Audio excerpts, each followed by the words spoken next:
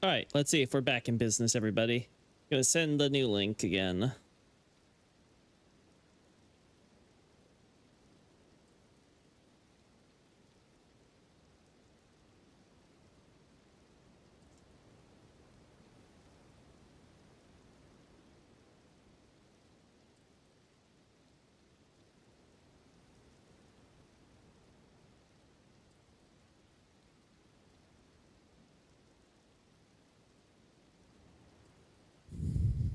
Yeah, I do not know. Yeah, howdy, Xavier. Good to see you. I'll send this one to... Yeah, this one we'll send to the Twitter.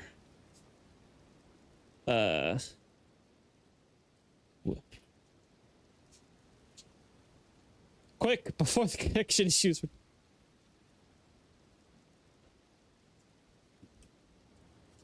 Quick, little review of analysis in...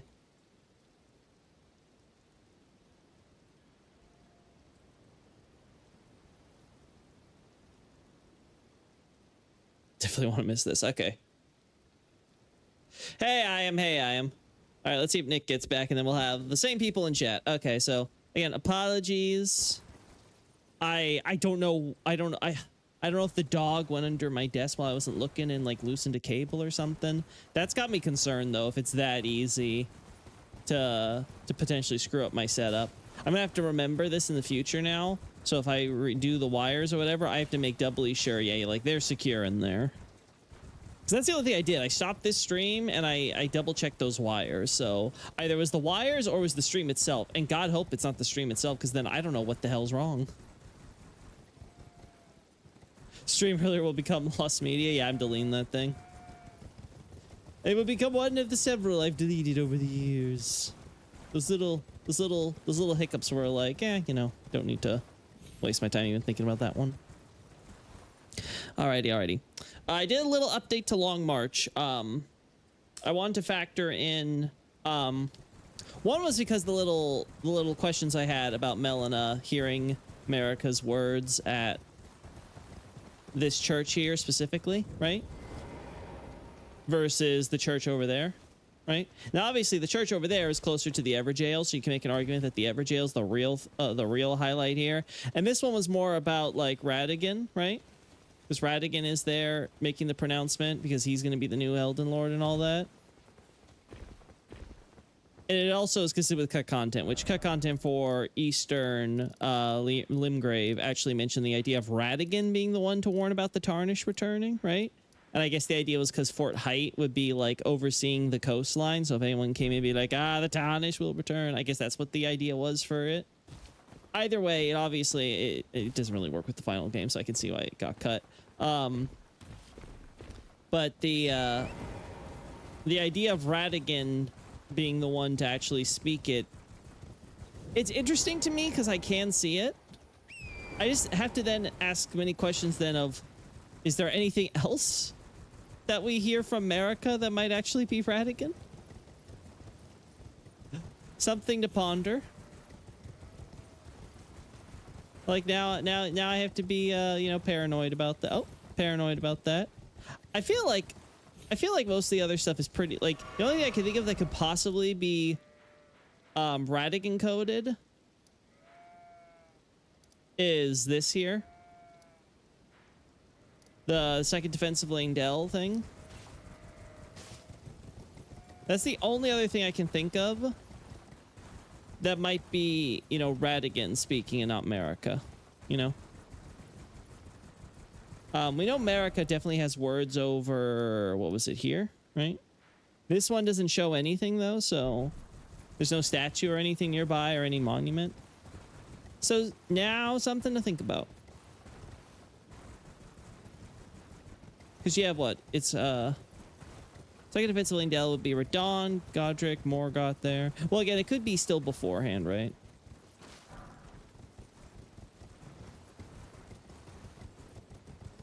Uh-huh. There'd be a few questions there, but yeah, it could work. I don't know, I'd have to think about that one. that one's gonna be like, that one's gonna be on my brain for a while if I could possibly, find a way to like kind of finagle that as a justification. But as is, I think the idea that Radagon was potentially, because again, my previous analysis was basically, okay, Radagon may have been shown up last minute at Marika's summoning because of the whole Hero of Zamor not wanting to leave and possibly having a freak out and then dragging Marika into it and potentially harming her, and then Radagon shows up. And that could still happen. It's just that now we have to take into account that Radagon was basically always kind of there. Radagon telling his children to be useful or die. Yeah, again, I'd have to go through the scenario and see, how would that change, because there could be a more ominous take, because we know the idea that Radagon is actually totally okay with all the demigods essentially killing each other or what have you, as long as they're not doing anything that could actually advance the goal of getting inside the Erd Tree and becoming Elden Lords, right? So I could see that as kind of potentially this ominous angle to that, in the context of, Radagon's going to end up wanting to try to keep them fighting forever, right? Again, there's several ways. There's several ways, definitely, because it still works with Marika. It obviously takes on something slightly more sinister with Radagon specifically, given the context of what we know happens afterward. Anyway, not my not like the biggest deal, I would say, but I just wanted to kind of include that because it adds a new dimension. It's also interesting because that would mean that placing Melina's words in this Radagon church was probably one of the first hints the game gives you in the game. Besides, obviously, the intro cutscene gives it all away, but this is probably one of the first indications in the game that Marika and Radagon are the same person, because Melina hears Marika's words coming out of her, in a place where apparently Radagon was and pronounced them. So.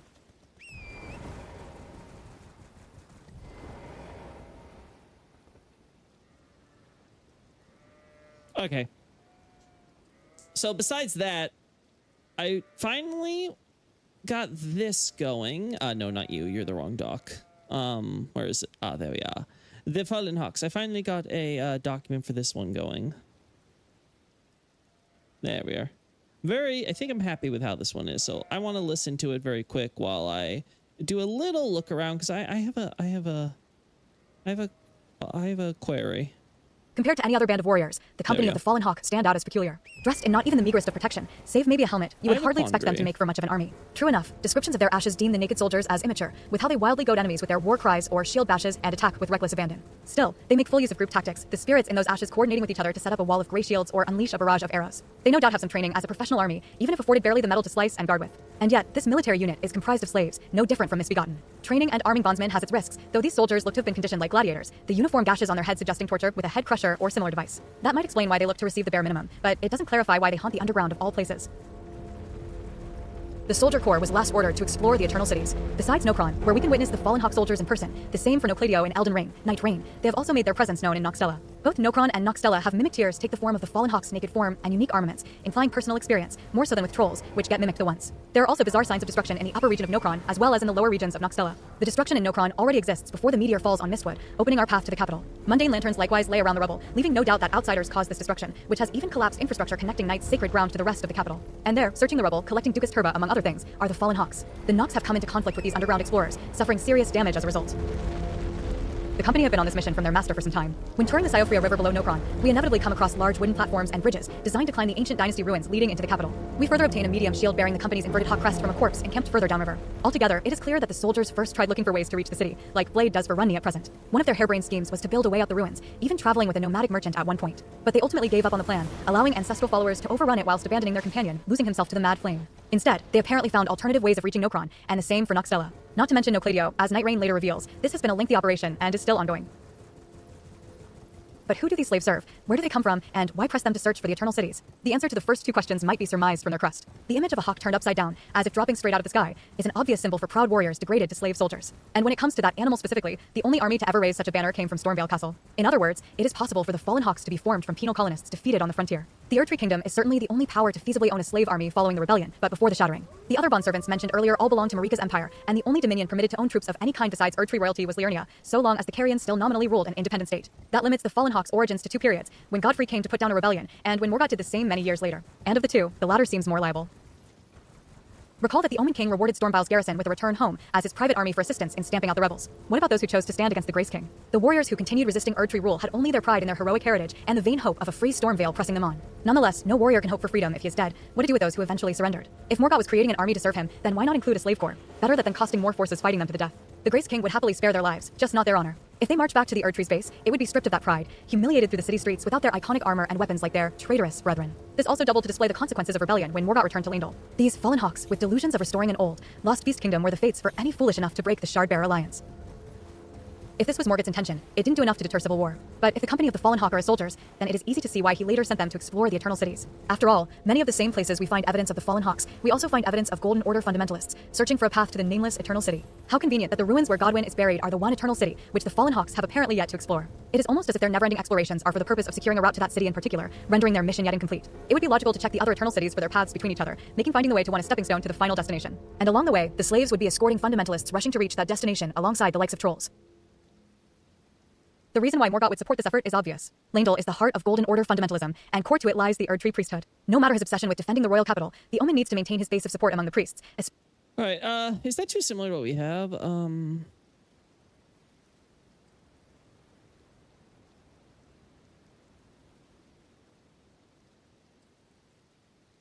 It's easy to see it.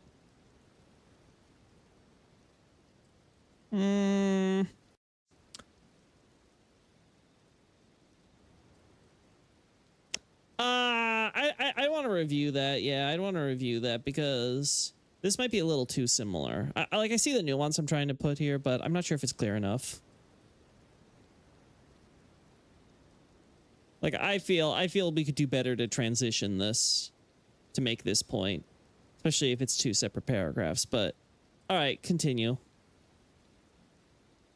Leyndell is the heart of Golden Order fundamentalism, and core to it lies the Erdtree priesthood. No matter his obsession with defending the royal capital, the Omen needs to maintain his base of support among the priests, especially when having them serve in the ongoing Cold War as his commanders. The issues of Godwyn and the spawn of his Deathroot are a major concern for the most zealous faction of that base, so the king can't ignore them when direct access to the Eternal City is cut off. But who to send as the fundamentalists' protection while they search for a path? By this point, Morgott already committed his trusty Stormvale forces to the assault on Volcano Manor, and he couldn't have the Leyndell army leave their posts. That left the Slave Corps, his most disposable troops. They were assuredly still in Leyndell at the time, given how Patches managed to pick up their great shield. Worst case scenario, they die failing orders, no major loss to his war effort. The priesthood can't say that he didn't try, and Morgott can focus on his chief concerns. To the Fallen Hawk's credit, they have persisted despite years of setbacks. The enemy model appears pale and zombified, with an eye missing from its bloody socket. Clearly, they have become hollows, the curse of life the only thing keeping them going after suffering against the Nox for so long. Perhaps it is a lack of clarity that keeps them single-mindedly focused on their mission when exploration has long since lost its purpose. The blood on their hands, feet, and even mouths tells of the grisly decisions the slaves have made to survive down there. After running out of not just food, but even fuel for their metal torches, the cannibals took the bones left over from their comrades for kindling. Now they have ghost flame for torchlight, not to mention throwing pots and arrows, so they can remain underground searching and fighting forever. Noxtella has wiped one party out, but Nokron is still dealing with theirs.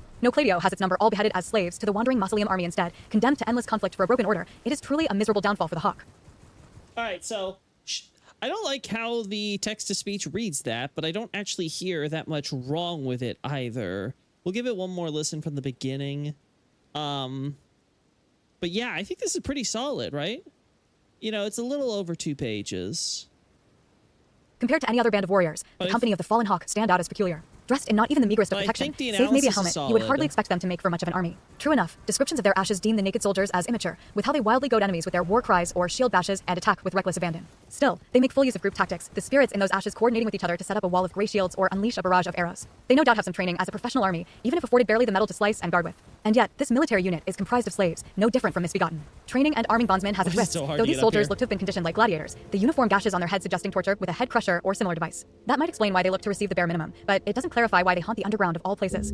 The Soldier Corps was last ordered to explore the Eternal Cities. Besides Nokron, where we can witness the Fallen Hawk soldiers in person, the same for Nocladio and Elden Ring, Night Rain, they have also made their presence known in Noxtella. Both Nokron and Noxtella have mimic tears take the form of the Fallen Hawk's naked form and unique armaments, implying personal experience, more so than with trolls, which get mimicked the once. There are also bizarre signs of destruction in the upper region of Nokron Nokron, as well as in the lower regions of Noxtella. The destruction in Nokron already exists before the meteor falls on Mistwood, opening our path to the capital. Mundane lanterns likewise lay around the rubble, leaving no doubt that outsiders caused this destruction, which has even collapsed infrastructure connecting Night's sacred ground to the rest of the capital. And there, searching the rubble, collecting Ducas Turba among other things, are the Fallen Hawks. The Nox have come into conflict with these underground explorers, suffering serious damage as a result. The company have been on this mission from their master for some time. When touring the Siofria River below Nokron, we inevitably come across large wooden platforms and bridges designed to climb the ancient dynasty ruins leading into the capital. We further obtain a medium shield bearing the company's inverted hawk crest from a corpse encamped further downriver. Altogether, it is clear that the soldiers first tried looking for ways to reach the city, like Blade does for Runny at present. One of their harebrained schemes was to build a way out the ruins, even traveling with a nomadic merchant at one point. But they ultimately gave up on the plan, allowing ancestral followers to overrun it whilst abandoning their companion, losing himself to the mad flame. Instead, they apparently found alternative ways of reaching Nokron, and the same for Noxtella. Not to mention Nocladio, as Night Rain later reveals, this has been a lengthy operation and is still ongoing. But who do these slaves serve? Where do they come from? And why press them to search for the Eternal Cities? The answer to the first two questions might be surmised from their crest. The image of a hawk turned upside down, as if dropping straight out of the sky, is an obvious symbol for proud warriors degraded to slave soldiers. And when it comes to that animal specifically, the only army to ever raise such a banner came from Stormvale Castle. In other words, it is possible for the Fallen Hawks to be formed from penal colonists defeated on the frontier. The Erdtree Kingdom is certainly the only power to feasibly own a slave army following the rebellion, but before the Shattering. The other bondservants mentioned earlier all belonged to Marika's empire, and the only dominion permitted to own troops of any kind besides Erdtree royalty was Liurnia, so long as the Carians still nominally ruled an independent state. That limits the Fallen Hawks' origins to two periods, when Godfrey came to put down a rebellion, and when Morgott did the same many years later. And of the two, the latter seems more liable. Recall that the Omen King rewarded Stormvile's garrison with a return home as his private army for assistance in stamping out the rebels. What about those who chose to stand against the Grace King? The warriors who continued resisting Erdtree rule had only their pride in their heroic heritage and the vain hope of a free Stormvale pressing them on. Nonetheless, no warrior can hope for freedom if he is dead. What to do with those who eventually surrendered? If Morgott was creating an army to serve him, then why not include a slave corps? Better that than costing more forces fighting them to the death. The Grace King would happily spare their lives, just not their honor. If they march back to the Erdtree's base, it would be stripped of that pride, humiliated through the city streets without their iconic armor and weapons like their traitorous brethren. This also doubled to display the consequences of rebellion when Morgott returned to Leyndell. These Fallen Hawks, with delusions of restoring an old, lost beast kingdom, were the fates for any foolish enough to break the Shardbearer alliance. If this was Morgott's intention, it didn't do enough to deter civil war. But if the company of the Was Asby better than Like in that situation?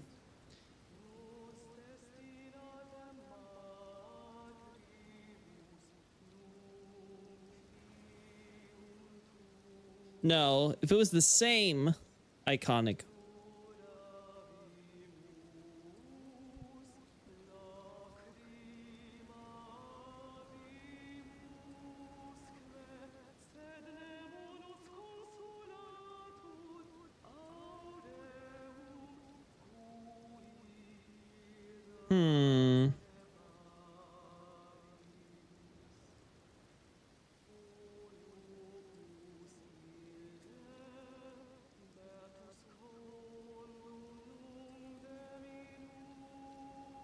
Actually, without their iconic Farum.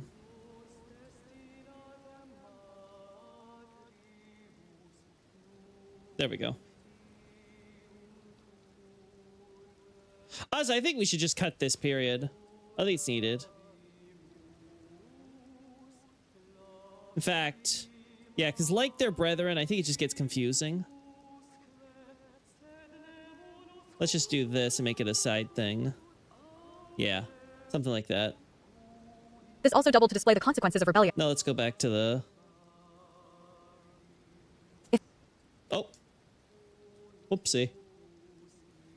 If they march back to the Erdtree's base, it would be stripped of that pride, humiliated through the city streets without their iconic Farum armor and weapons, unlike their traitorous brethren. This also doubled to display the consequences of rebellion when Morgott returned to Leyndell. These Fallen Hawks, with delusions of restoring an old, lost beast kingdom, were the fates for any foolish enough to break the Shardbearer alliance. If this was Morgott's intention, it didn't do enough to deter civil war. But if the company of the Fallen Hawk are his soldiers, then it is easy to see why he later sent them to explore the Eternal Cities. After all, many of the same places we find evidence of the Fallen Hawks, we also find evidence of Golden Order fundamentalists, searching for a path to the nameless Eternal City. How convenient that the ruins where Godwyn is buried are the one Eternal City, which the Fallen Hawks have apparently yet to explore. It is almost as if their never-ending explorations are for the purpose of securing a route to that city in particular, rendering their mission yet incomplete. It would be logical to check the other Eternal Cities for their paths between each other, making finding the way to one a stepping stone to the final destination. And along the way, the slaves would be escorting fundamentalists rushing to reach that destination alongside the likes of trolls.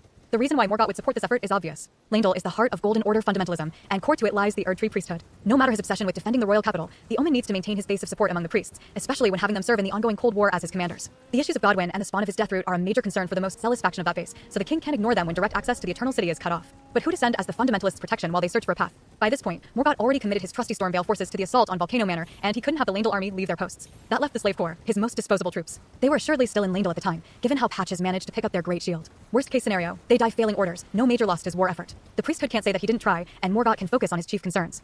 To the fallen hawk's credit, they have persisted despite years of setbacks. The enemy model appears pale and zombified, with an eye missing from its bloody socket. Clearly, they have become hollows, the curse of life the only thing keeping them going after suffering against the Nox for so long. Perhaps it is a lack of clarity that keeps them single-mindedly focused on their mission when exploration has long since lost its purpose. The blood on their hands, feet, and even mouths tells of the grisly decisions the slaves have made to survive down there. After running out of not just food, but even fuel for their metal torches, the cannibals took the bones left over from their comrades for kindling. Now they've ghost flame for torchlight, not to mention throwing pots and arrows, so they can remain underground search.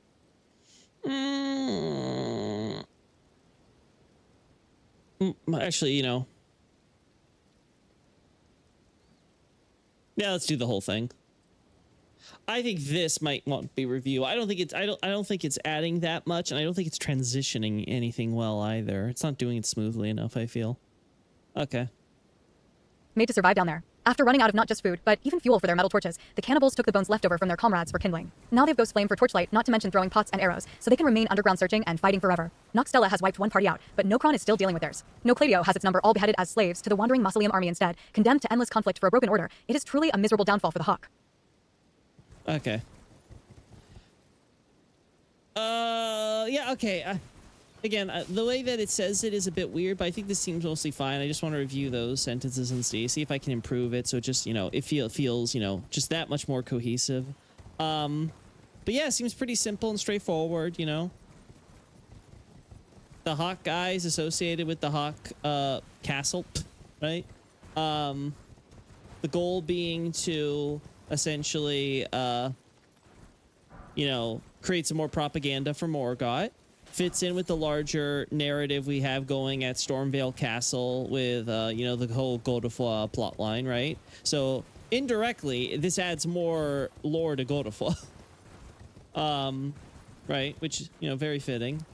And then I don't really see, like I said, the best alternative you can come up with is maybe something during Godfrey's era, but it seems much better fit for Morgott, right? Like the whole Fringe Folk Rebellion. There's not really a lot of reason to want to bring the guys back from the Fringe, especially when it wouldn't even end up being him. Like, you essentially have this giant slave army that you're bringing along with you, and you're having this very long campaign going through, well, basically everywhere, right? Like, you'd at least make a case that Godofroy didn't have Caelid, didn't have Weeping Peninsula, right? Like, all that stuff would have been, at the time, separate. Just Morgott basically clearing out the last guys, maybe in the countryside of Limgrave. Does so, then moves on, right? Yeah, he just wants to go right straight back to Langdell for obvious reasons. He doesn't want to spend too much time down south in the Fringe. So, all of that makes sense. Yeah, so I don't think there's anything I'm really missing. Now, if you guys saw at the beginning of the stream, I was highlighting some young looking, I think they look like pine trees, or at least something similar to what the large conifers we have here, the big green thing sticking out above the yellow trees.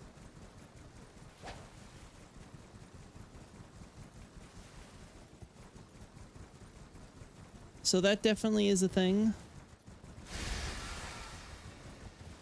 I'm curious if it's relevant at all.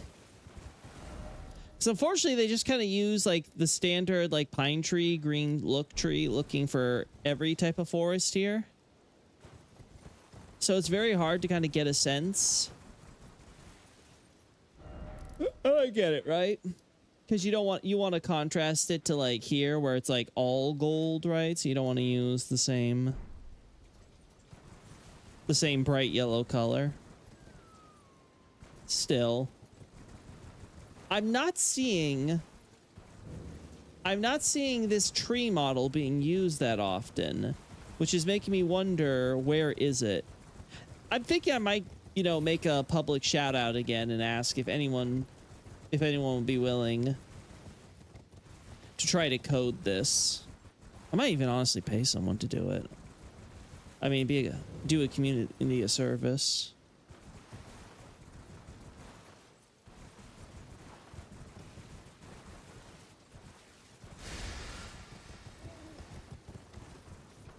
Yeah, I'm not seeing this. I'm not seeing any more of this tree. Which is curious. If it's really rare, it might end up being much more significant when it does show up, you know? It's just really hard to make a determination right now.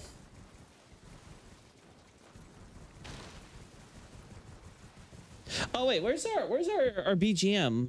Oh, did I forget to put the BGM on again? Sorry, chat. Sorry, chat.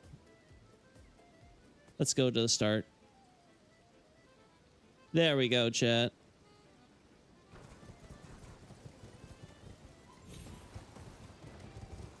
Yeah, I don't know what was causing the frame drops in the first stream. That was kind of just weird, you know? That was just weird as far as I'm concerned.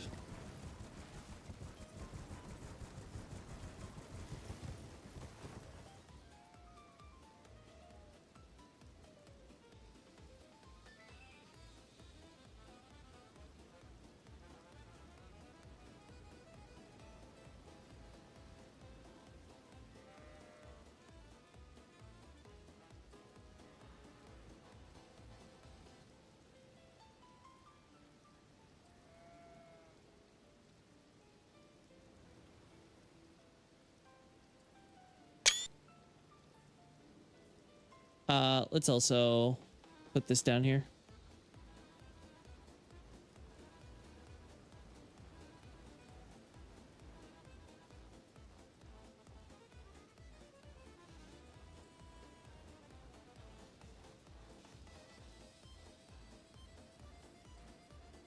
I guess. Oh God, no, this looks awful.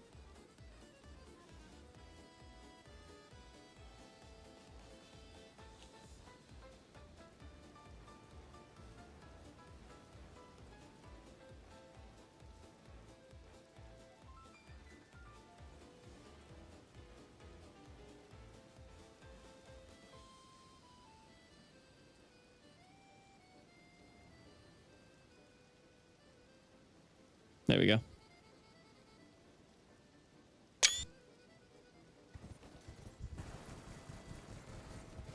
Yeah, I'm not seeing a lot of this tree model showing up here.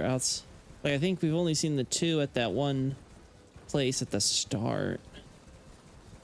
So again, I wonder if that's supposed to be just like a young version of these conifers. So maybe it'd be kind of fruitless for me to look for them. Maybe they literally only put them in areas where they are, but I'm kind of curious if we could find them in spots when they're not, you know? Just kind of see.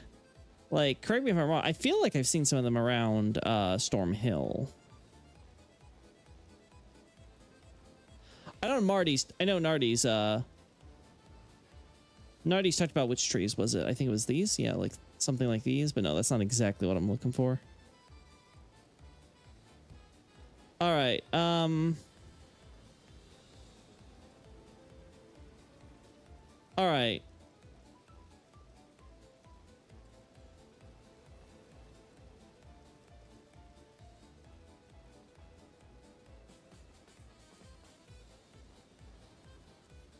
This one is actually very interesting to me just because there's so many trees amidst the village, you know?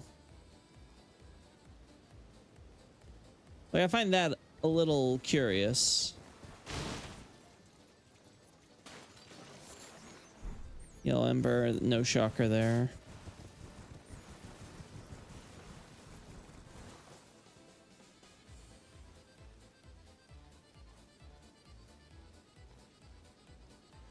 There we go. All right.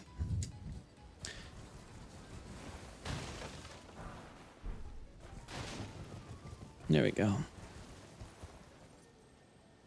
So I know Dustbloods is going to be the next big thing that we're probably going to get advertised, but I do wonder if From Software is going to announce their next single player stuff anytime soon.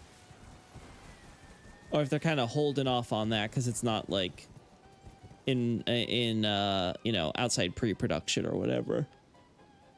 I feel Miyazaki's at least considering some stuff, right? Right? He's got to be at least considering something. Yeah, I want to make sure that we're... Nope, nothing here.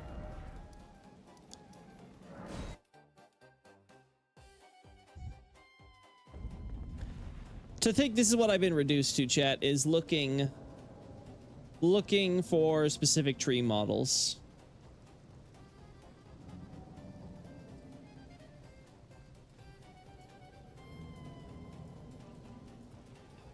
Like, this is what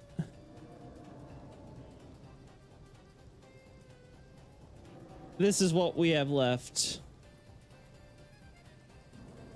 So far, though, it's very consistent with where the conifers are. Maybe it's just one of those things I'm going to have to just kind of keep at the back of my mind. Be like, oh yeah, pine trees are a thing. Keep your eye out if you see any, like, quote-unquote younger ones.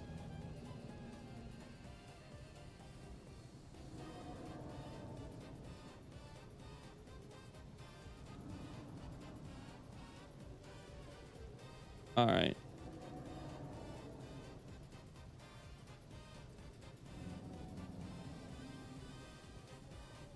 Mm-hmm.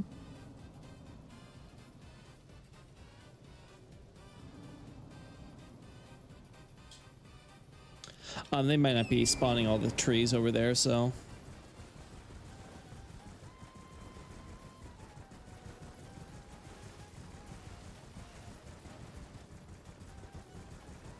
But yeah, nothing is coming to mind here.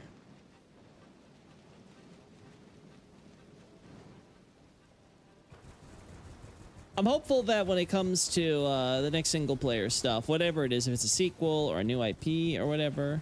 Again, I've stated before, I would personally like a sequel to either a Bloodborne or not to a Dark Souls, Demon Souls. Maybe some older IP or something. Obviously, Armored Core. I would love to get for us to get our. I don't doubt they'll announce Armored Core 7, but I would like us to get our Armored Core spin-off. I mean, you can't have the last Armored Core do as well as it did, and then basically just kind of leave us hanging. Like, I feel like that's kind of lame. Wait, what the hell is this here?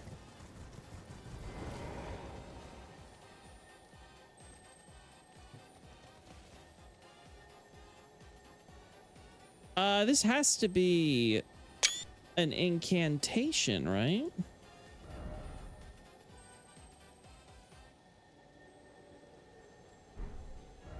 Uh-huh.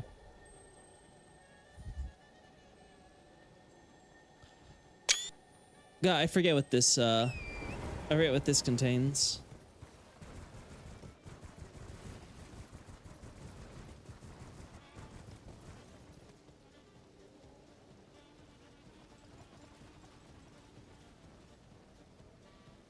Yeah, so we have the demi-human forest runes there.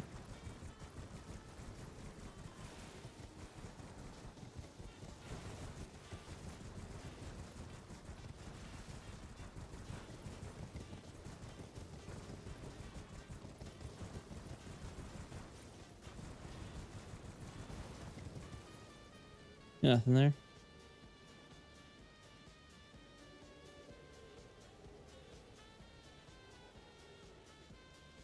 Yeah, nothing.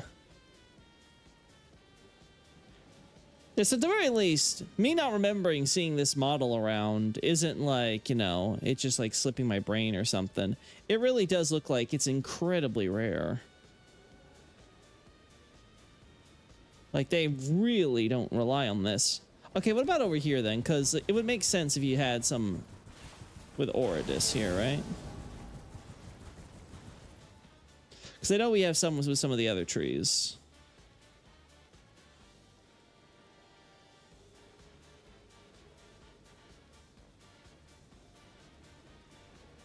No, not a single one.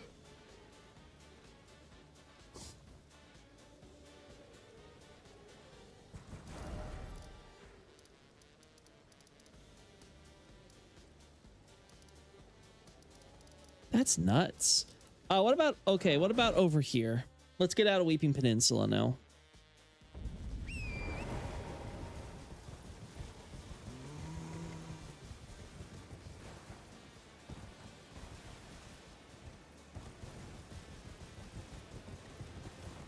Like, there's the one conifer here, so maybe there's a young conifer around here.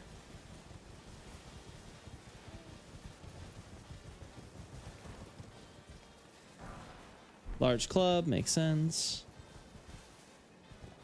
Anything description-wise would be... Yeah, no. Wait. Barbaric Roar.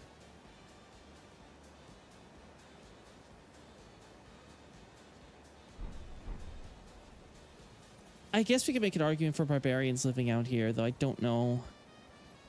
I don't know how much I'd want to lean on that idea.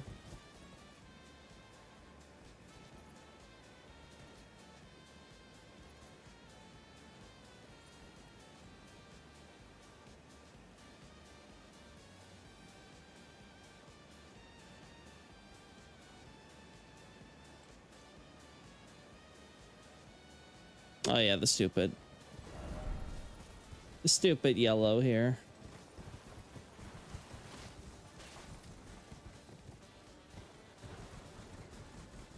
Stupid yellow leaves. Oh, they're gone. Good. Now it's replaced by rain.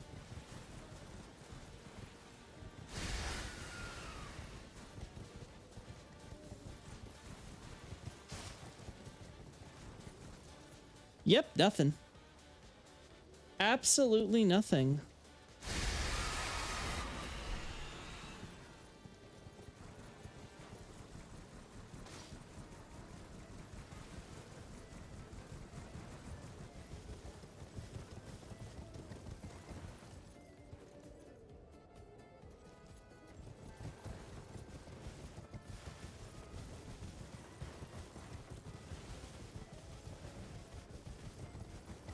I figured, okay, well, maybe they cheated and had this one, but no, there's literally just this one conifer here.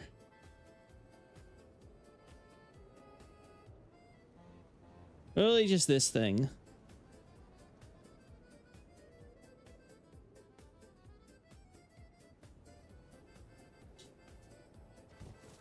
Little less green than I would like. Yeah, let's redo that. Okay, but if that's the case, then maybe it might be easier than to check where the large conifers are and see maybe if we can find more of them on the edges there. But I don't know, that could be confirmation bias, because it could be like, oh, we're not searching the places where the conifers are not, so of course we're not going to find where any unique locations they are. But if we check where the conifers are, like, we might disproportionately find it, right? Like, so it could just be that'll be messing up the math there. Come on. Do we really need to be raining right now? We're not even on the peninsula. Nope. They're gonna do this to me, aren't they?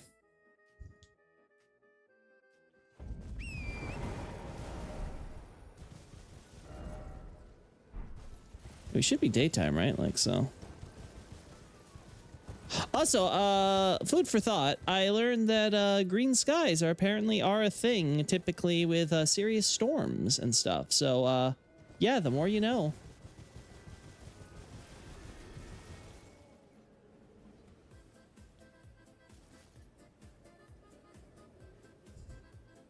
I know I've taken shots like this so many times, but I gotta keep taking them.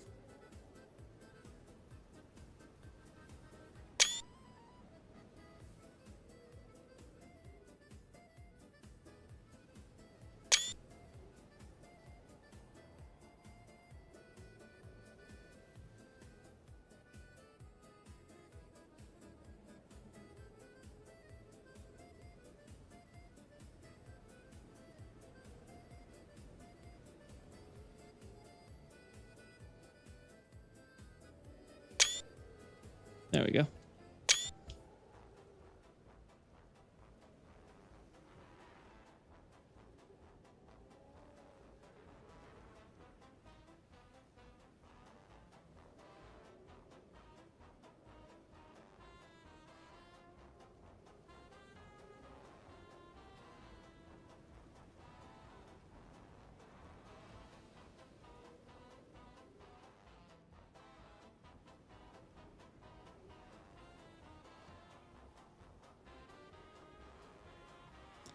Want to be careful here. Yeah, because I get too close, that conifer in the back will disappear. I don't want to do that.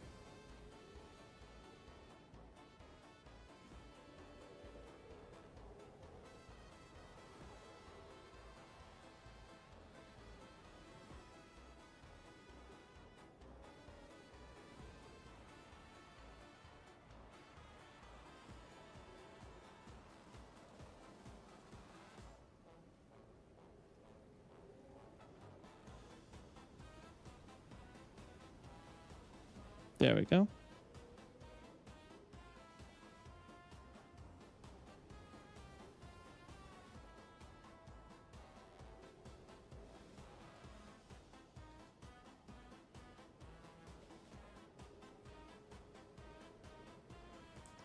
There we are.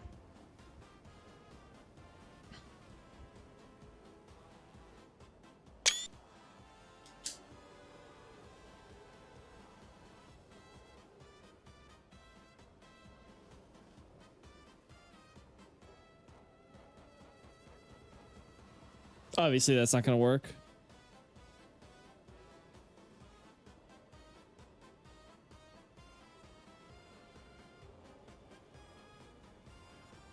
Fascinating. All right.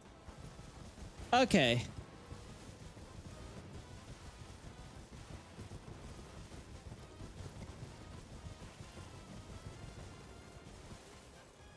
Not that.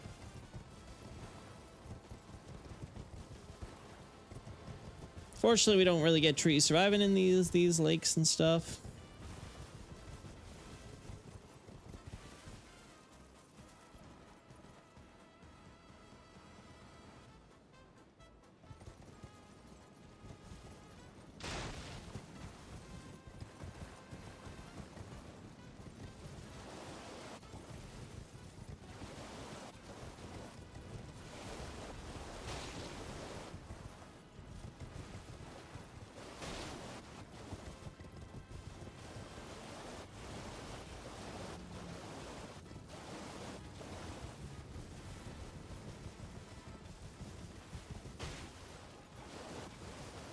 Over here, then. Oh, God.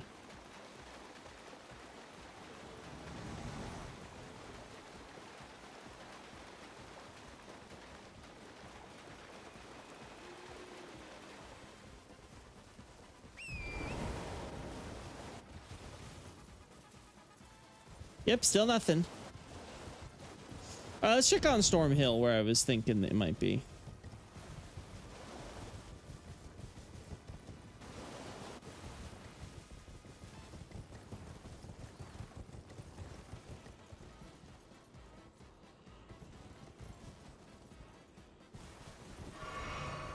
Just to be safe.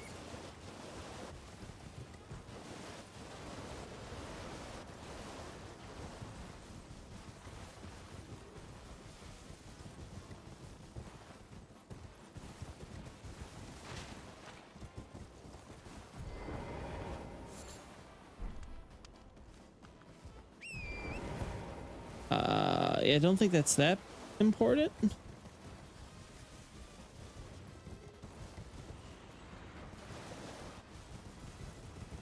All right, turtleneck meat is out of the way there. There's no trees over here.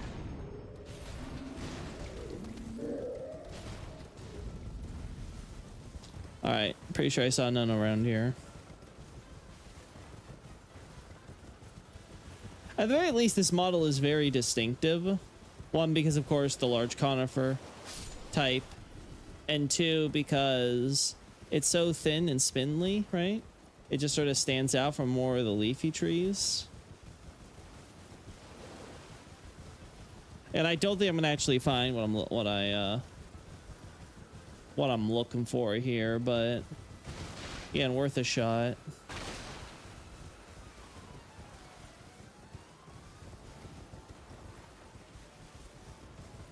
Like here's an open field. Like there's a random one in here that would catch my eye, right? But nope. Oh, what's this we got here?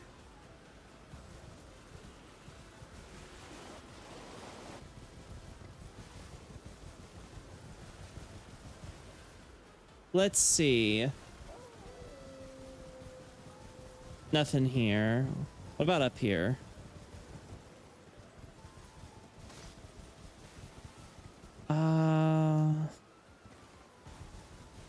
Yeah, we got our guy hiding here. Okay, so this was around where I was thinking.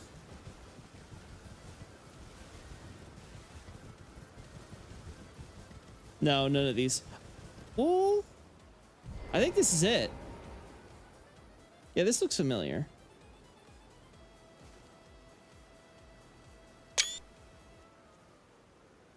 Maybe I want to do the back-to-back comparison, but I'm pretty sure these are the trees.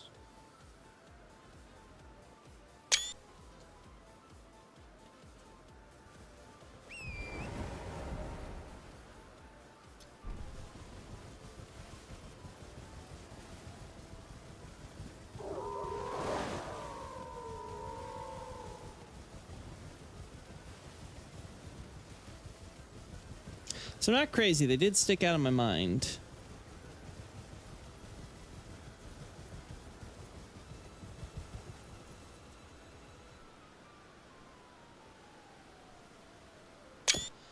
There's no, I don't think there's any sorcerer. There are no sorcerer things around here either, though, right? Like, I'm trying to think. Because these are also relatively young trees, right? So it'd be very weird if it's like, oh no, these goes like way back. Obviously, the areas have been run down. I can't think of many reasons for sorcerers to be coming to this location specifically.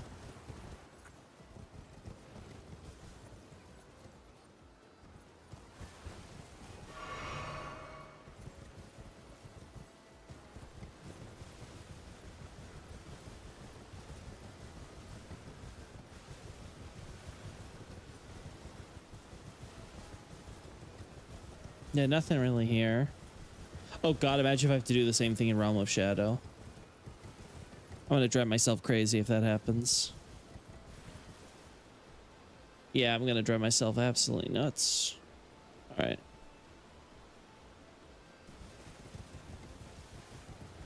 Okay, and...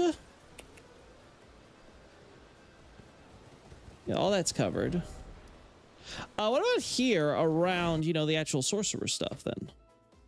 Could be possible you can find some of these trees around here.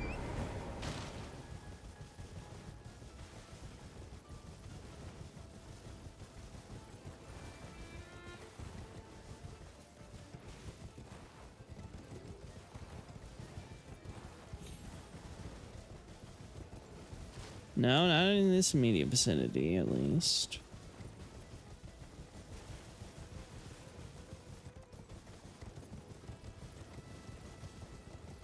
No, it's not showing up here.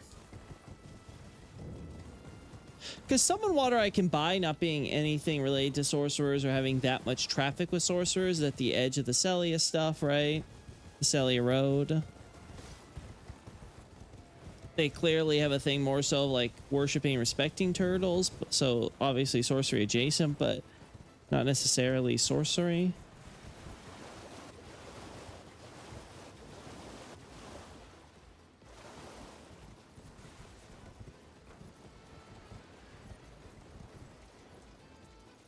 Let's see.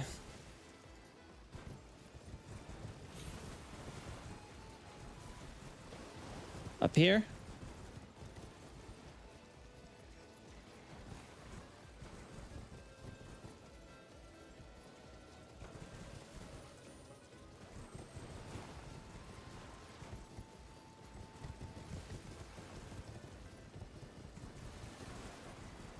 Yeah, nothing here. Okay.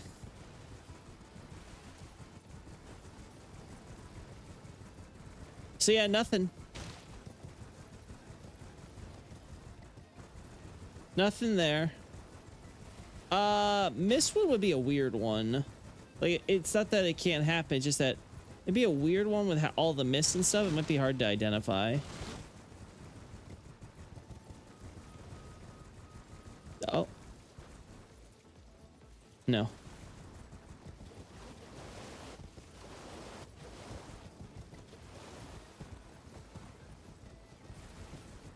Coolio.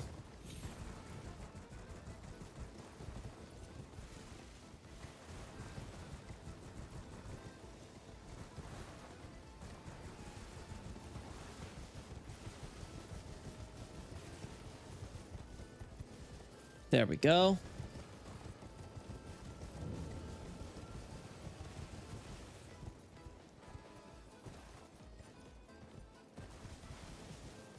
I'm not seeing it.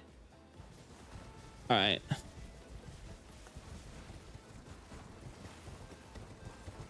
Let's move over there then.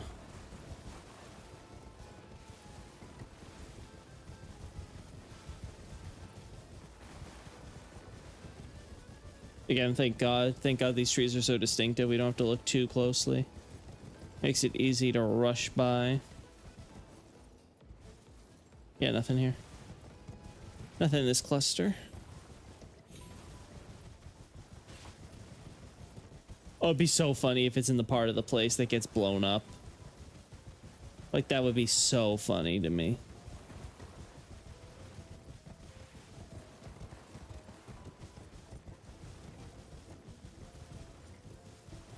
Does this thing disappear when you do the meteor strike? I don't remember it being around still. Then I think it's a little up here, so there may be still space for it.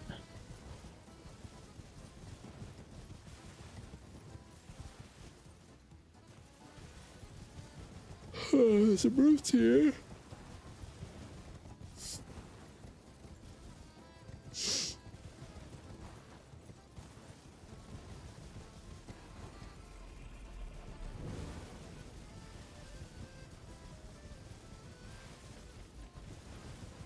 Uh-huh.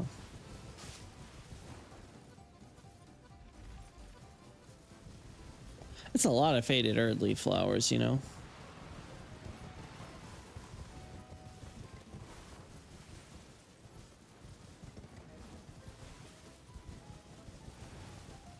But yep, not a single of these young conifers even.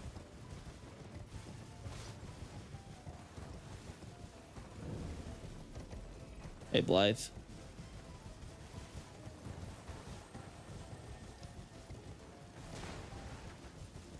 All right.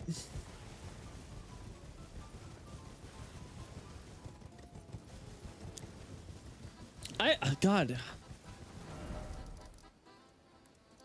I guess we'll check more Storm Hill. See if this west side of Storm Hill has it.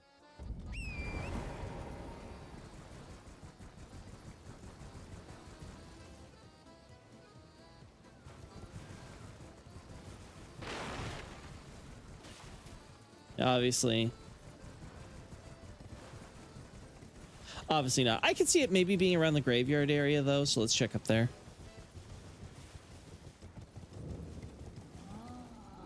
Oh.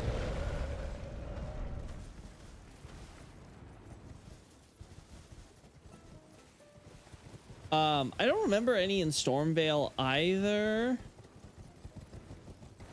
There's that one section of Stormvale where there might be plant life I'm not remembering, but I think most of it uses the unique trees there. Maybe a few bushes. I don't remember there being any like other trees per se.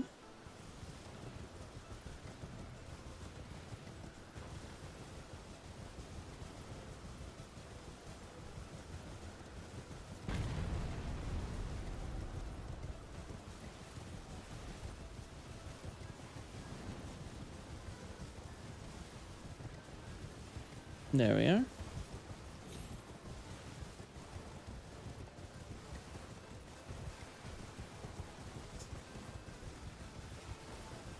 Uh-huh. Oh God, yeah, this is what I meant by Mistwood. Storm Hills also make it a little awkward to use the camera.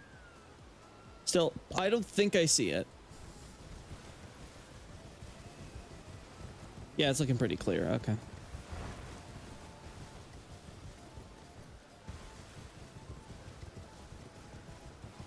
What about by the bridge?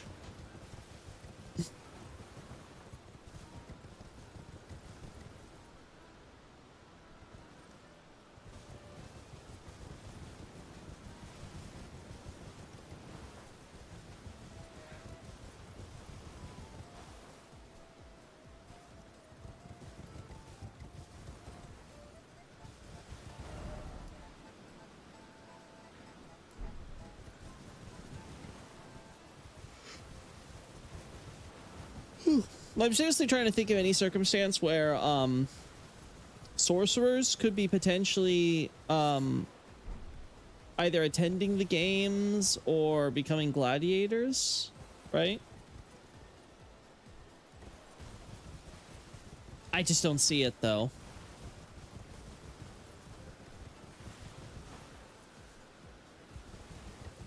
Yeah, not here.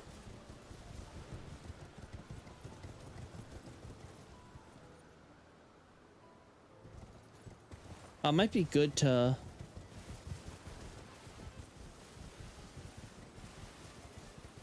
Nope, nope. No. Oh! There we go.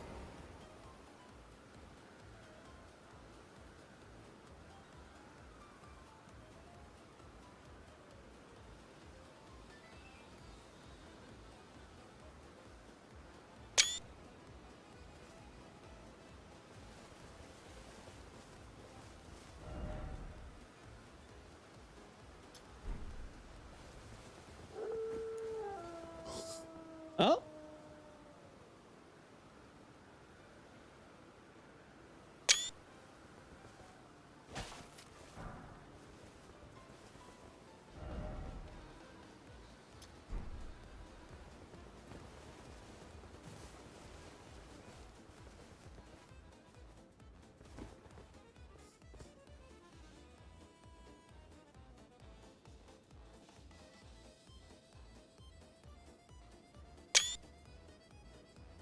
There we go.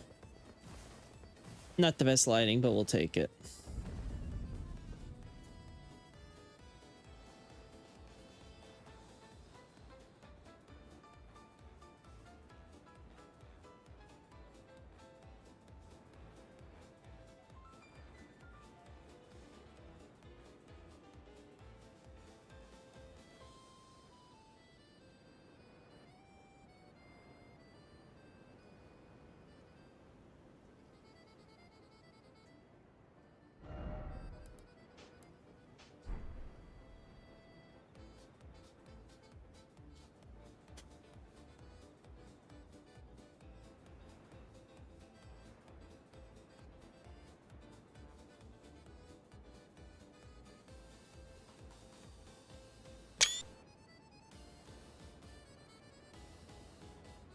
Uh-huh.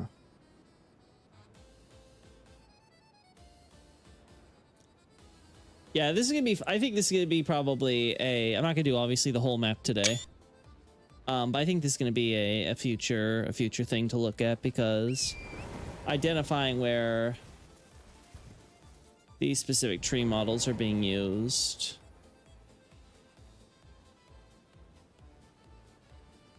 I think it'll be useful.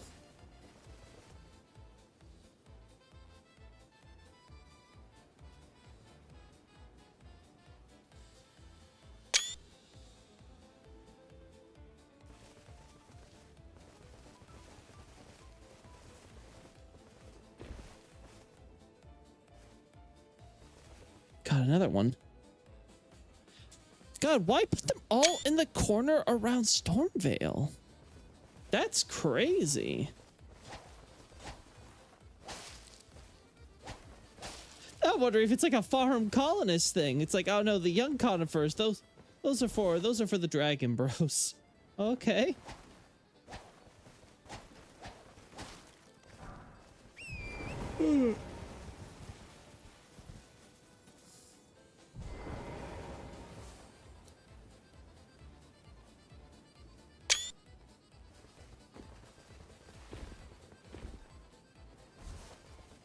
Like, holy hell, there's so many of them. I've been like, where are they? Where are they? Where are they? Where are they? And now it's like every other tree.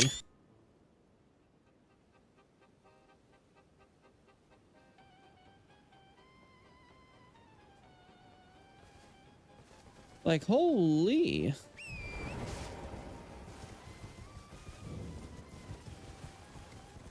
Now I have some curiosity. No, here they are.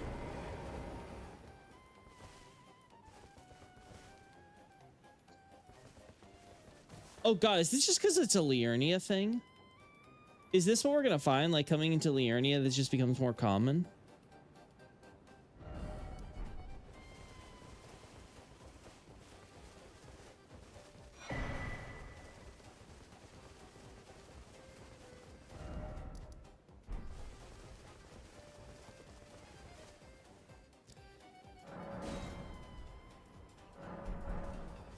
I want this to actually be normal weather.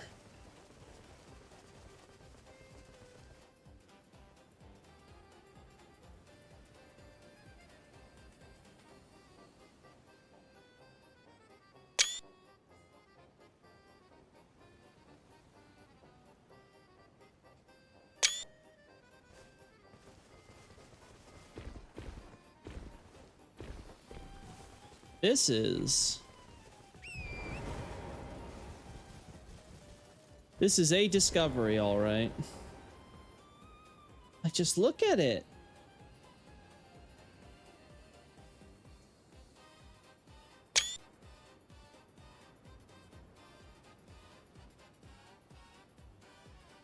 Like, just look at how many we have found.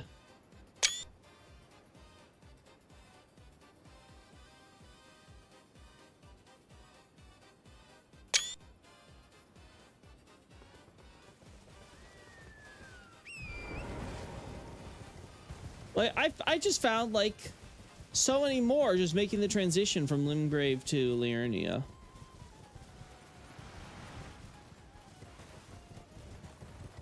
Like, holy cow. All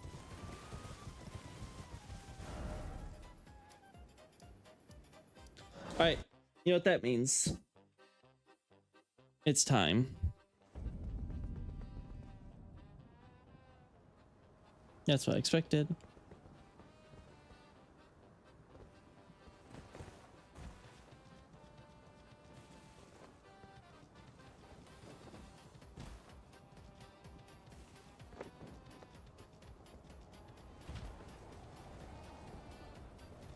Trees, yeah, they're trees. It's just trees upon trees. It's just crazy to me how actually common it is. Like, I just was not expecting it. Some fire grease, interesting. I've had a lot of fire grease in Limgrave compared to, you know, ironically, Caelid.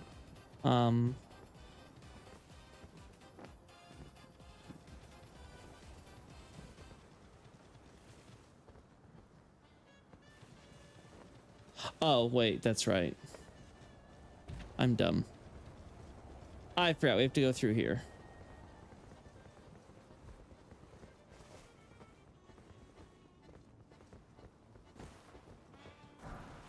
Boom fragment.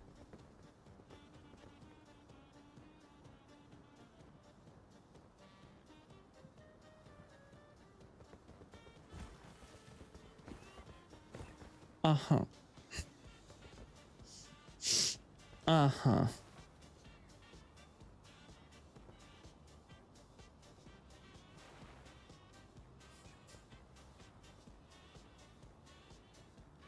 I don't recognize these flowers.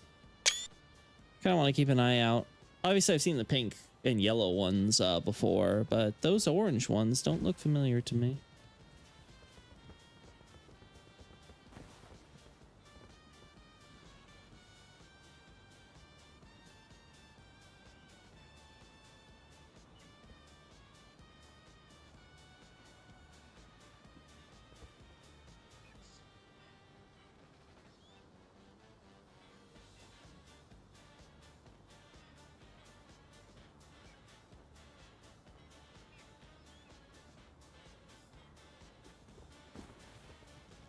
Yep, not a single one of these.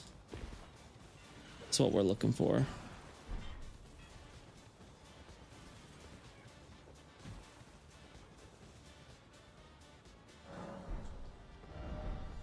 Got almost at midday already.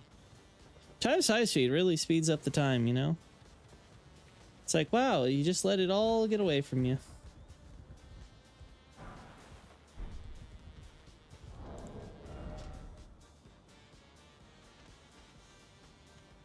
I see. Okay. Yes. This makes sense. This is where they're trying to set you up, because this is where you really start getting a closer look at all the thorns and stuff, and obviously the first look at the exile soldier enemies that use them. Outside of Fringe Folk, Hero's Grave, which obviously they consider that to be supposed to be like a mid to late for this zone. Yeah, so they're trying to set up the thoughts of, oh, what's the cause of all this? And obviously the Godwyn thing will be the answer at the end.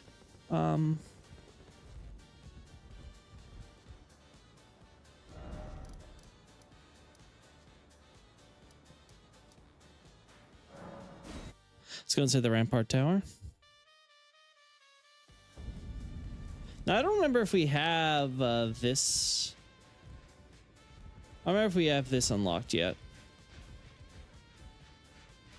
I want to say no. It doesn't look like we do. Actually, wait. Let me go up high. Yeah, no. We have not done that. Okay. So we don't have access to that shortcut over there. Oh! Speaking of.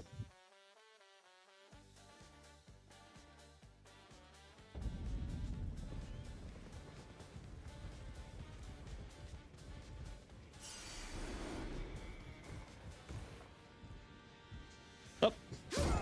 All right, doing this with times high speed, probably not the smartest thing. Probably not the smartest thing.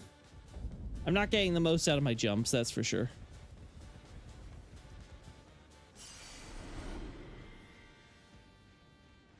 There we go. There we are.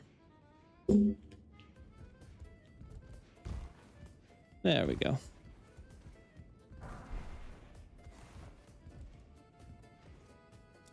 Throwing daggers.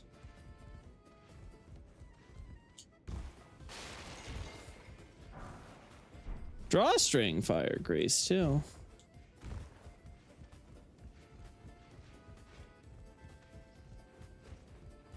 I wonder if there's an idea of trying to deal with the thorns with fire instead of the rot. I don't know though, because I don't know if that makes sense, because I think we find the fire grease just generally around. So it might just be that's become widespread thanks to Radahn's armor guys running away to defect to Godric. Again, oh god, see, again, it's one of those things where it's like, damn, like if we considered the Shattering ongoing, the Shattering would be such a cool conflict, because it would include this Cold War period with all the different factions where things are kind of like, you know, switching and allegiances are changing. But no, they decide, no, we're gonna end the war with Radahn and Malenia's standoff. Like, it is just so lame. It's like, it's just not long enough to really be this. Oh. Wait, were they trying to I think the thing was rumbling to spawn in the tree spirit. That's kind of funny. Anyway, my point is, oh, I keep doing this. I need to stop doing it. Also, that's a really cool way for you to accidentally discover Godwyn's face by falling down there, you know?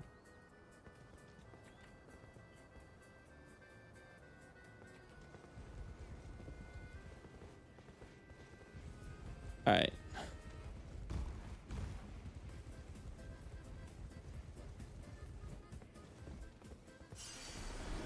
All right, instead of me doing stupid stuff, let's go down. Oh, no, this is me going in circles. All right, so I was gonna have to explain to me how exactly this was supposed to work. With the winch thing in there.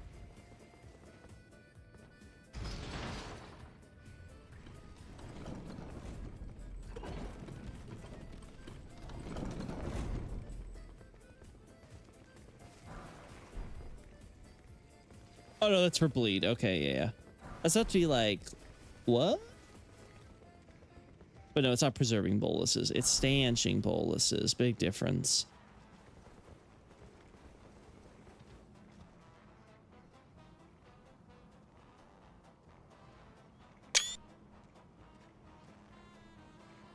Yeah, we already know about this. Okay, well.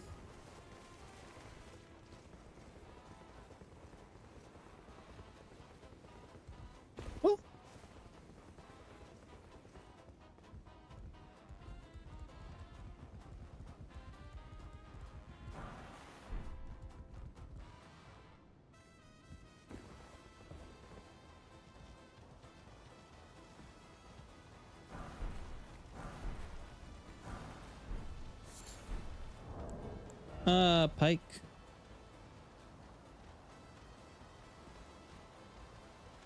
Just kind of clarifying. I mean, that's what these things are for, right? Anti-horse little stake things for cavalry.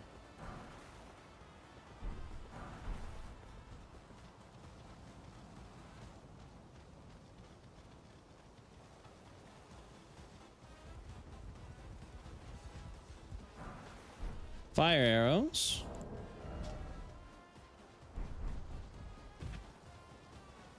A lot of explosive barrels and stuff like that.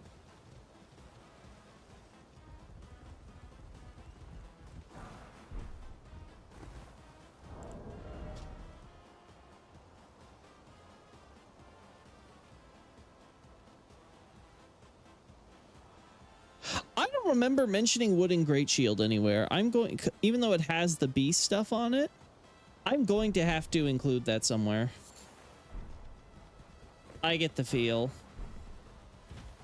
Old guy hoarding all the mushrooms. All right, wooden great shield. I'll have to keep in mind for the future. This I don't want to touch. We'll look at the paintings later. Oh, I want to do a thing where we get like the shot of the painter doing his thing at the various areas.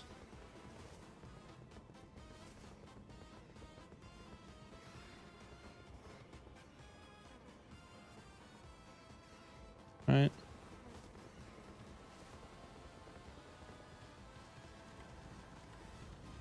But yeah, no trees here. Watch Wooden Great Shield is there. I just never made a reference image or something for it. Setting Stone 1.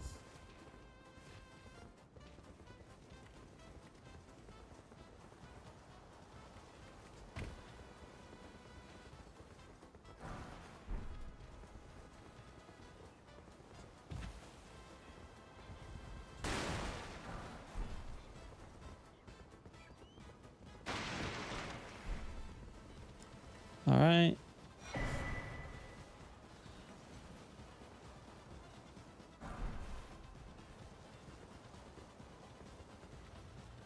Uh-huh.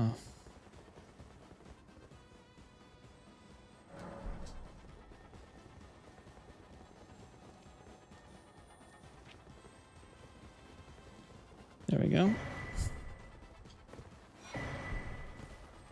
A lot of cracked pots.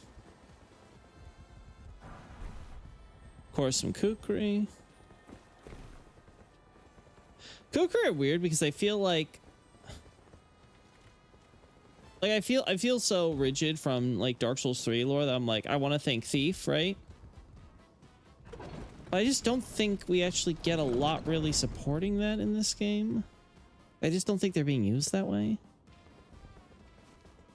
So it leaves me in a little awkward spot.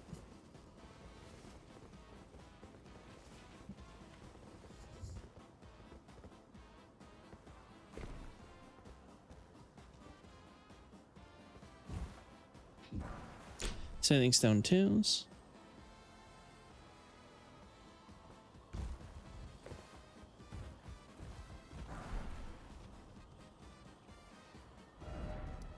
All right,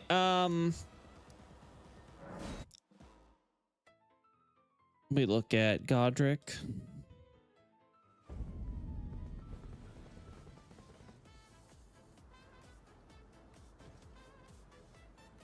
Nope, lots of dead trees. Uniquely dead trees, too, from what I can tell.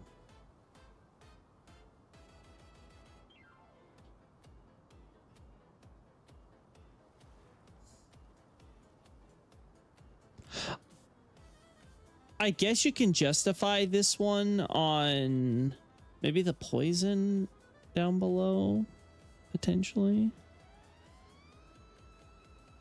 I guess you could also just say Godwin's influence, but the thing is, I don't think we see that anywhere outside of this boss room, right? So...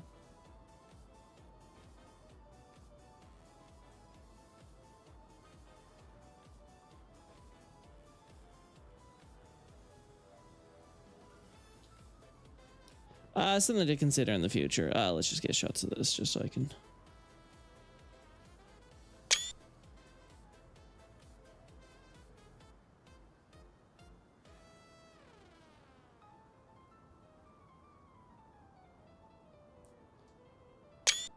right? I guess you could also say the conflict with people here. Maybe they helped kill the trees, you know, with fighting and stuff like that. Maybe.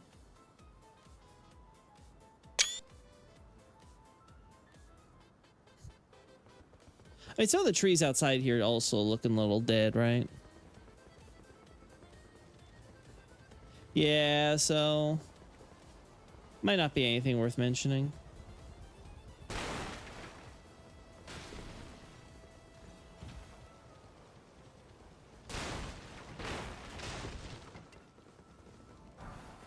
More kukri.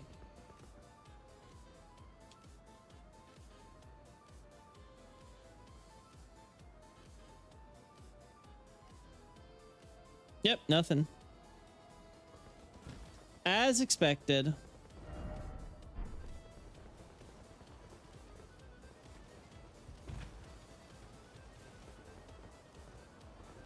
Oh, you know what? The Limgrave Divine Bridge, though.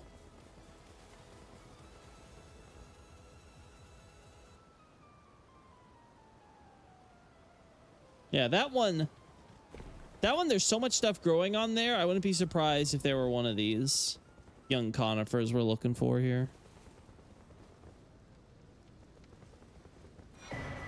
Bolt Drake Talisman, as I said before, this was probably... Honestly, the more I think about it, I do wonder if there's even a possibility that Godfrey and the Storm King fought here, you know?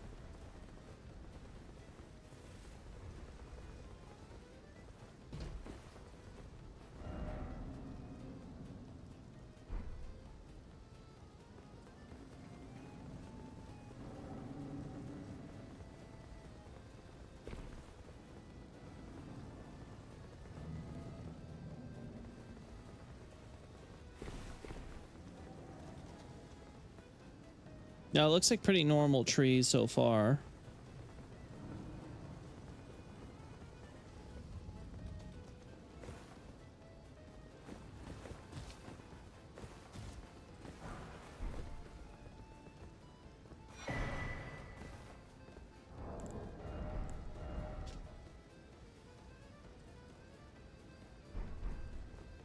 Mm-hmm.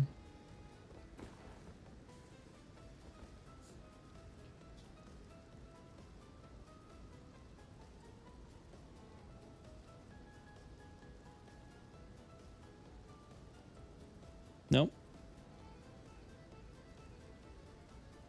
Nope. All right.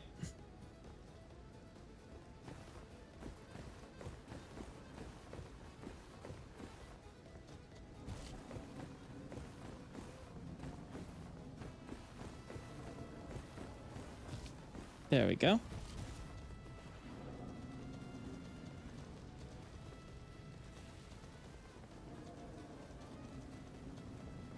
All right, in that case, I think we're done with everything on this side. So I think the last thing I want to do, because it'll be relatively simple, is to look through the Dragon Barrow Northern Caelid area, you know? Because thankfully, most of these trees are dead to rot, so I'm pretty sure we can safely skip most of this stuff. It won't really cost us anything.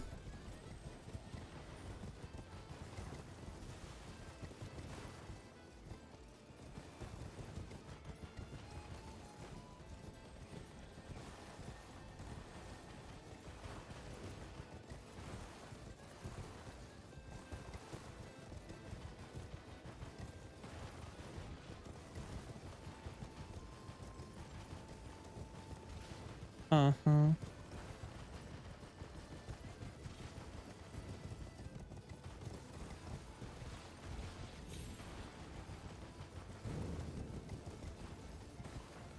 Oh.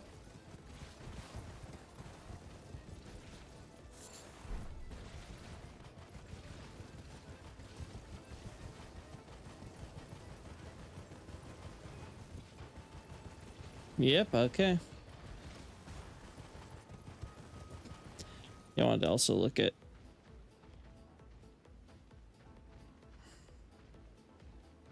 I'm feeling pretty confident in my analysis. I'm feeling pretty confident in my analysis when it comes to these quote-unquote Rodic conifers. That's what I get for not looking where I'm going when I turn around.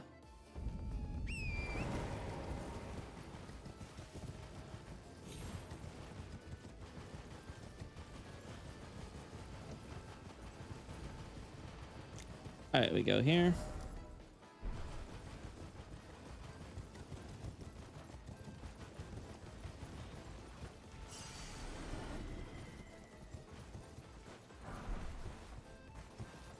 Golden Rune 6. Golden Rune 1. Golden Rune 2. All right.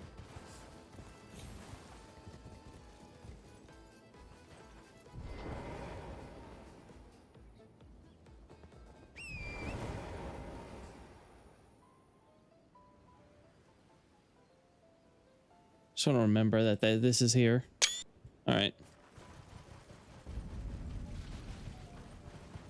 All right, so we start getting more foliage back.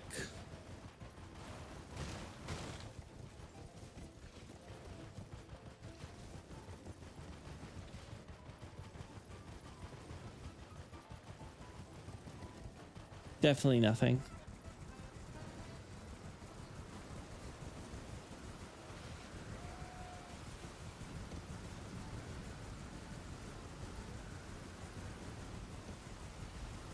Uh-huh.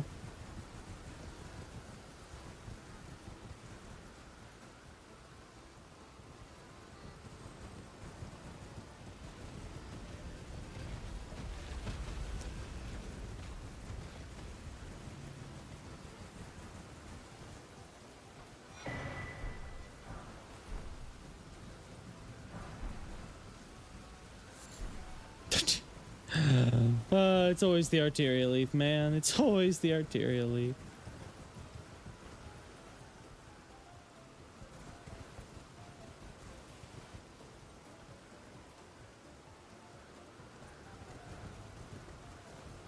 All right. Ugh.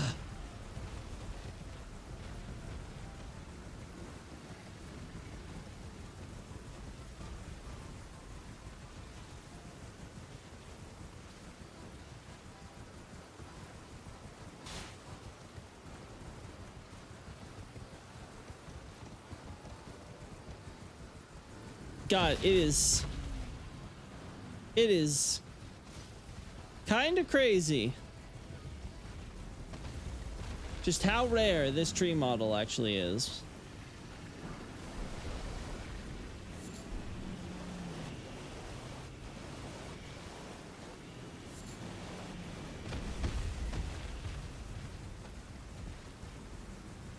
I'm trying to check. I want to check Fort Gale now. Sorry, Fort Faroth now, because good old Pharaoh's here. Who knows?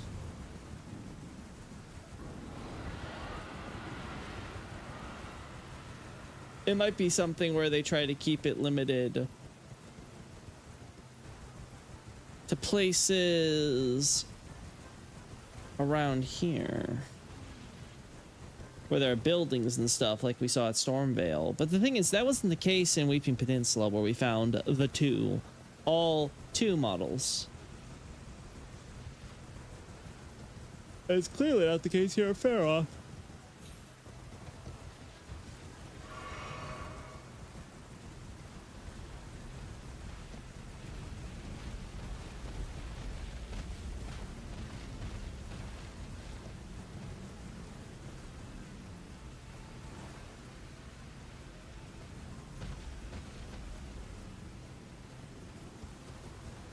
Mm-hmm.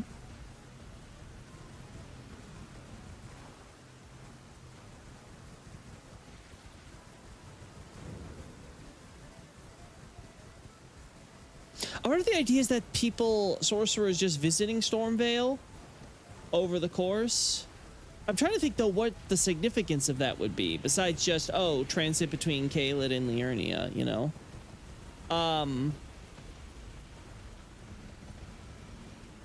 Like, I'm trying to think, could it be possible that something in Godric's story would involve the sorcerers. Obviously, besides his invasion of Liurnia, which, haha, lol. Get wrecked, idiot.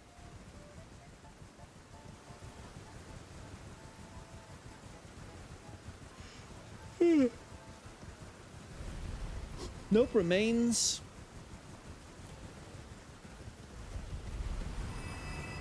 Remains as expected.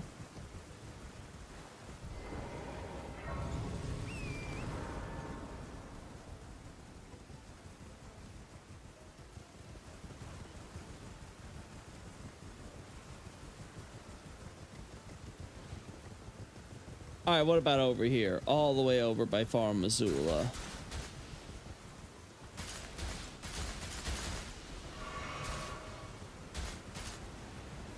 No. Nope.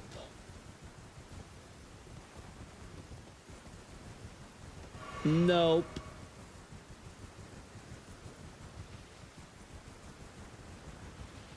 No way in hell.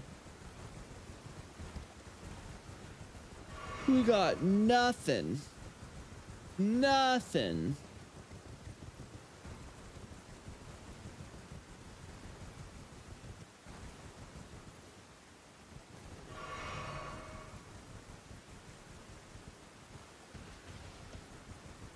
Mm-hmm. It's not here.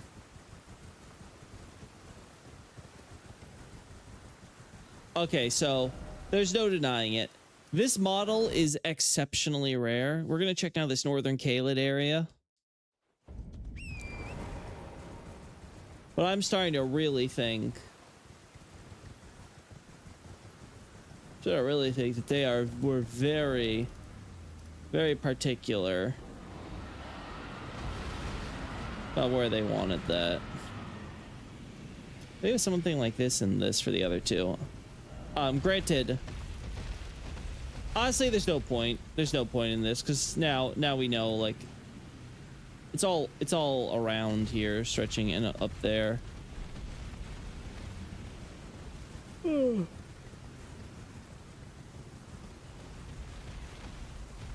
Oh, whoops, I missed it. I missed my jump point. I was so distracted.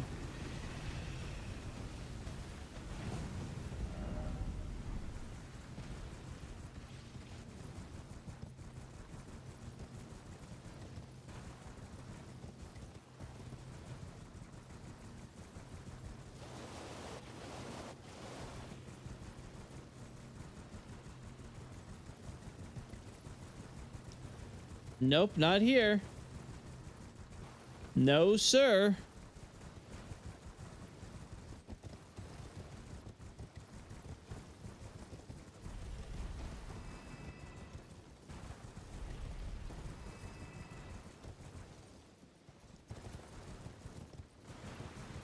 No young conifer models over this way.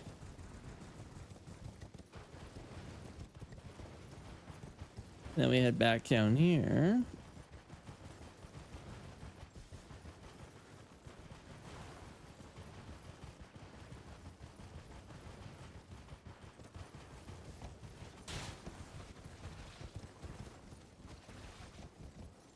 Nope. Okay. Well, I'm just gonna have to accept it, chat, that there are no young conifers probably in case. Oh, wait. Wait. We still have inside the cave. We still have inside the cave.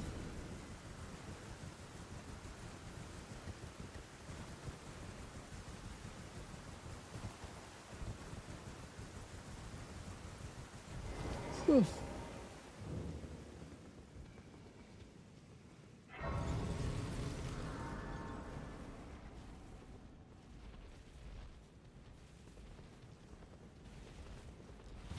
No.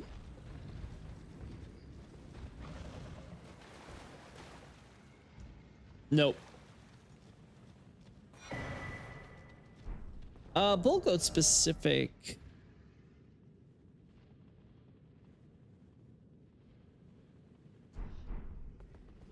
I know Tragoth does appear in the Radon Festival, as I recall, but I'm trying to think if there's anything else that would associate him with this area or even this cave. Like, he's a bullhorn guy, right? He's just all about being the billy goat.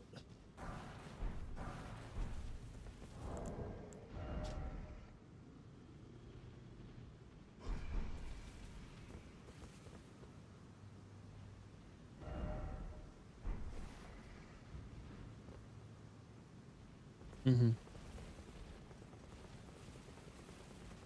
All right. Yeah, wrong way.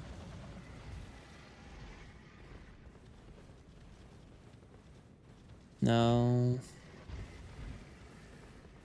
Oh God, I forgot. It's over here, right? Okay. No. No. Oh God.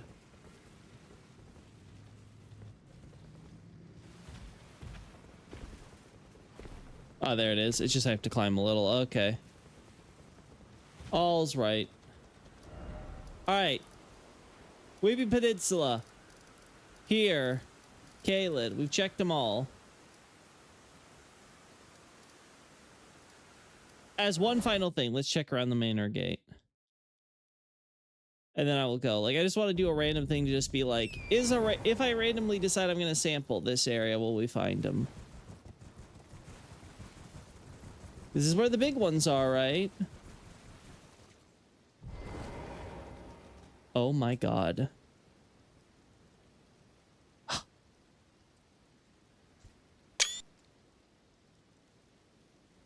Oh my God.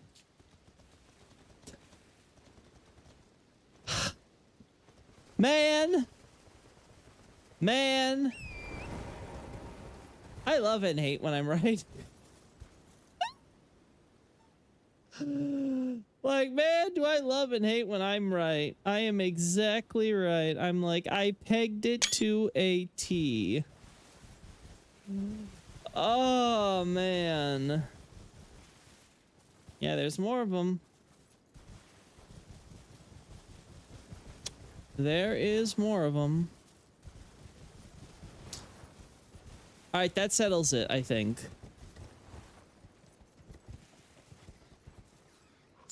They didn't try to make any appear in the Rotted Lands.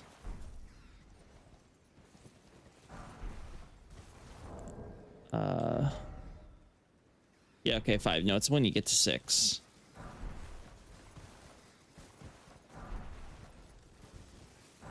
All right.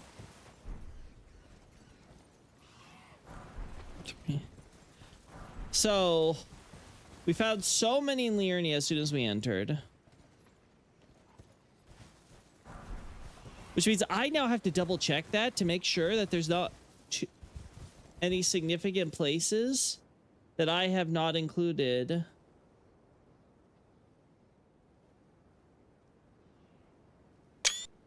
It's amazing how much brighter they make these trees are compared to those two. Anyway, the point is I now need to double check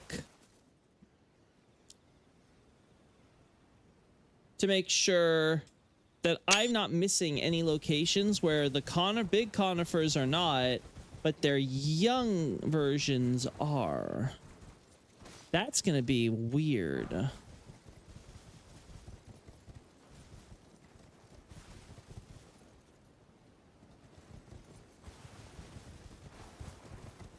Because, like, I don't even know if there's an Altus version of this tree. That's the craziest part.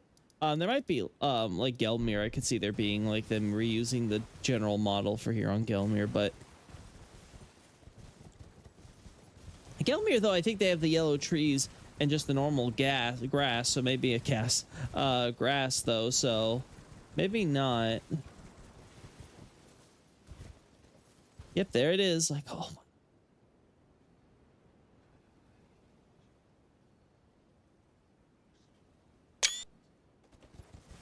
Like, it's absolutely crazy. Like, the moment I was like, oh, let's go, like, to the heart of, like, you know, Sorcerer area where we have the large conifers. Let's see if we can find any of these things there. And we find them. We find them without any effort. It's insane to me. Like, I can't believe I got that right. Which means the Limgrave and sorry, it means the Stormveil and Limgrave Arena cannot be discounted. There's something sorcerer related there, even if the idea is just like the sorcerers may be stopping at Stormveil Castle during the reign of Radagon, because by this point war's over, the contact and stuff has been reestablished. Yeah, I think I'll probably reference that.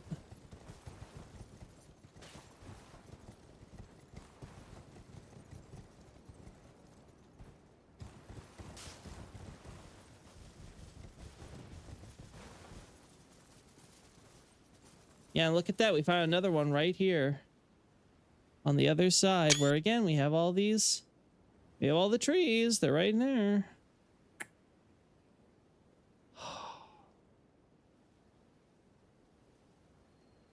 Man.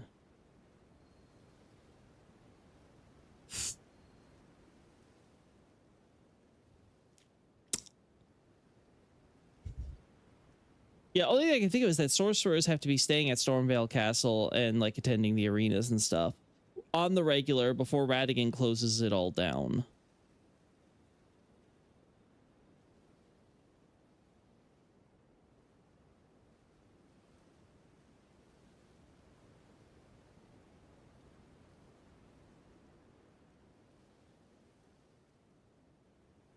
Uh-huh.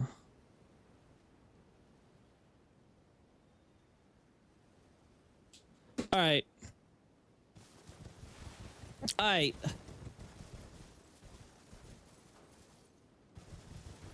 This is where we're gonna end things for today, chat. Obviously, BGM's finished and stuff like that.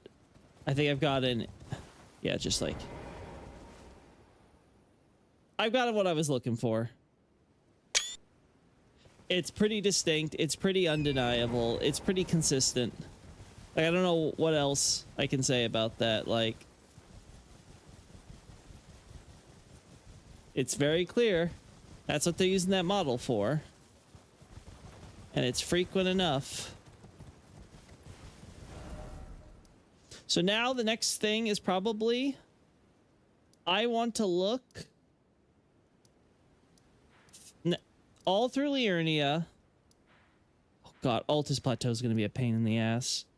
Because there's just all the conifers everywhere, and they're all yellow. I guess all I would need to do is establish if they recolored the smaller tree in any way. Gelmir, I don't think will be that hard because there's not too much foliage on Gelmir. About to tops, thank God, most stuff is dead. And it's spirity. I don't think they made a model for the younger stuff because I only remember there being the pine trees. Oh, sorry, chat. I'm feeling a little tired suddenly. What do you know? It's past midnight. Okay, so. And then underground. I don't know if underground would even be worth. Oh, it might be because there are conifers here, so it might be worth checking around. Okay, so that's gonna be for next time. Thanks so much, guys. I was happy to review the stuff or whatever, but I know it's kind of a boring little stream. Nothing like too interesting, just tree watching, but thanks all the same. Until then, guys, though, later.